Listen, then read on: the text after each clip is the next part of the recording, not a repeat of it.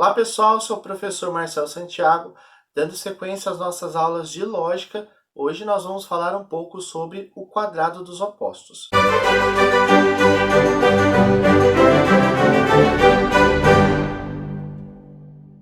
Bem, como nós vimos na aula anterior, nós estávamos falando sobre as proposições categóricas. Se você não se lembra do assunto ou não viu essa aula, pode clicar no card aqui em cima para você se inteirar um pouco mais da aula de hoje. Nós vamos falar hoje sobre o quadrado dos opostos. O que é isso? Na verdade, é justamente uma explicação de uma maneira figurada, de uma maneira representativa, das relações que existem entre os tipos de proposições categóricas. Lembre-se que na aula anterior nós falamos que existem a universal afirmativa, a universal negativa, particular afirmativa e particular negativa. Então são 4 tipos aí de proposições categóricas, tá certo? Então, elas se relacionam, né? Nós temos ali, às vezes, dentro de um silogismo, aparece uma, ou aparece a outra, ou aparece, né? Então, sempre vai aparecer no silogismo esses tipos de proposições, tá? Desde a primeira premissa, tanto na segunda quanto na conclusão. São todas aí proposições categóricas. Então, veja só, o que aconteceu? Com o desenvolvimento da lógica, ali na Idade Média, os lógicos eles desenvolveram uma espécie de quadrado que conseguia então desvendar estas relações que existiam entre as diversas proposições categóricas. E é justamente esse quadrado que nós vamos ver na aula de hoje. Então, primeira coisa, nós vamos olhar para esse quadro aqui e nós vamos perceber que existem inúmeras informações. Tentem aí se ater às informações que eu vou dando passo a passo para você não ficar perdido aí com tantas informações que tem. Eu vou ensinar para você no passo a passo como que você monta esse quadrado dos opostos, até para você utilizar ele em exercícios, né, ou até em provas, tá bom? Então, a primeira coisa que você vai fazer, você vai pegar a sua folha e você vai fazer um quadradinho nessa folha, tá certo? E aí depois você vai colocar em cada canto do quadrado, você vai colocar as letras A, E, I e O. Por quê? São essas 4 letras que vão representar os tipos de proposição categóricas que existem. São 4 tipos de proposições. Então a gente vai usar só 4 letras. Então a letra U não existe aqui, tá bom? A letra U cai fora. Então o que a gente vai lembrar? Na parte de cima do quadrado é sempre universais. Parte de cima, universais. Parte de baixo, particulares. Então você vai colocar a letra A aqui, universal, letra E, universal, letra I, particular, parte de baixo, letra O, particular, tá bom? E a gente, além de colocar o particular e o universal, a gente tem que colocar uma outra palavrinha que complementa essa ideia, que é o afirmativo e negativo. Sempre vem afirmativo, depois negativo. E a mesma coisa a gente faz embaixo. Então, a letra A vai ser universal afirmativa, enquanto que a letra E vai ser universal negativa. Aqui, a mesma coisa, particular afirmativa e depois particular negativa. Então, nós já temos a representação da letra A, E, I e O. Sabemos qual tipo de proposição é cada uma delas. Muito importante frisar que na lógica, essas nomenclaturas, né, e essas representações por letrinhas não vai mudar. Sempre quando eu falar de letra E, dentro da lógica, eu estou falando de uma proposição categórica universal negativa. Olha lá, letra E, universal negativa. Toda vez que eu falar de uma proposição categórica I, eu estou falando de quê? Uma proposição categórica particular afirmativa.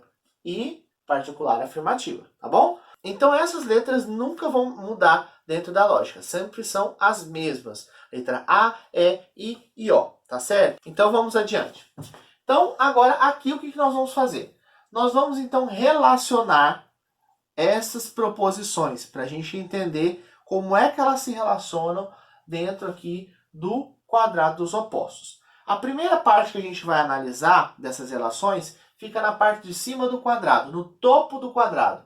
Justamente é a relação que existe entre a A e a E. Tá? Qual é a relação que existe entre A e E? Elas são contrárias, tá certo? O que uma diz, a outra é do contra. Ela tem que ser do contra, ela tem que ser contrária àquilo que a outra disse, tá certo? Vou dar um exemplo aqui. Todo alemão é loiro, nenhum alemão é loiro. Ou seja, Aqui eu afirmei que todo mundo que é alemão é loiro. Ali ele está dizendo, não, nenhum alemão é loiro. Quer dizer, ele está dizendo algo contrário àquilo que eu falei. Tá? Ele está sendo contrário ao que eu falei. Eu afirmei uma coisa, ele afirmou o contrário. Tá bom? Você tem sempre que entender que a proposição A e a proposição E é uma contrária da outra. Tá bom? Então, beleza. Agora vamos olhar para a parte de baixo, para a base do quadrado. Tá certo? A relação entre I e O. Veja só, a relação entre I e O, ela segue a mesma coisa que A e E, tá? Ela segue o mesmo padrão. Então, veja só, o que os lógicos falaram? Bom, I e O, elas também são contrárias uma da outra. Mas como é que eu vou separar essas contrárias dessas aqui? Ah, já sei. Essas contrárias aqui estão abaixo no quadrado. Então, eu vou falar que elas são subcontrárias. Sub, abaixo. Subcontrárias. Elas são contrárias, mas elas estão abaixo. Então, assim a gente consegue gravar o nome, tá bom? Subcontrárias. Ó, subcontrárias. Vamos ver se isso é real na prática? Alguns alemães são loiros. Então, eu estou dizendo aqui, alguns alemães, eles são loiros, tá?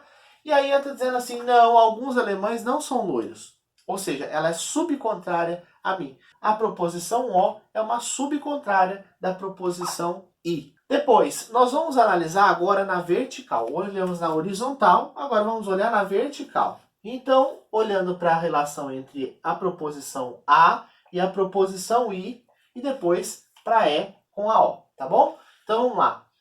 Veja só, uma proposição aqui está em cima e outra abaixo. Então, nós temos duas alternativas, esta e esta, sendo que uma está abaixo e uma está acima. Então, nós chamamos esse tipo de relação de subalternação, ou proposições subalternas, tá bom? Subalternas porque eu tenho duas alternativas e uma está abaixo. Eu tenho aqui a proposição A e a proposição I. A proposição I e A, elas são subalternas uma da outra. E a proposição O e E também, subalterna uma da outra. Aqui não vai mudar, tá bom? O nome vai ser o mesmo, subalterno e subalterno. Outra relação que a gente pode estabelecer, e é a última aqui, é justamente a relação contraditória. Ou seja, o que A diz, O contradiz. O que I diz, E contradiz, e vice-versa. Então vamos pegar aqui. Todo alemão é loiro. Estou dizendo, afirmando que todo alemão é loiro. E logo em seguida vem alguém para me contradizer e vai dizer assim, alguns alemães não são loiros. Então eu disse assim, ó, todo alemão é loiro. Ele está dizendo, não, alguns aí desse grupo aí não são loiros, não. Ou seja, o que ele está fazendo? Ele está me contradizendo. Então, A e O são contraditórias, são proposições contraditórias. Depois, nós temos a e a I, que também são contraditórias. Vamos ver? Nenhum alemão é loiro. Eu estou dizendo que nenhum dos alemães que existem são loiros. E logo em seguida vem alguém e vai dizer assim, não, alguns alemães são loiros. Poxa, eu acabei de dizer que não, nenhum alemão é loiro. E aí você vem dizendo que alguns são loiros, ou seja, você está me contradizendo, tá certo? Então, essas são as relações que o quadrado dos opostos apresenta. Nós vamos agora acompanhar na tela as definições dessas relações que existem entre essas proposições. Então, primeiras relações que nós vamos olhar aí é a que nós falamos no início, que é justamente a relação das proposições contrárias, a proposição A e a proposição E.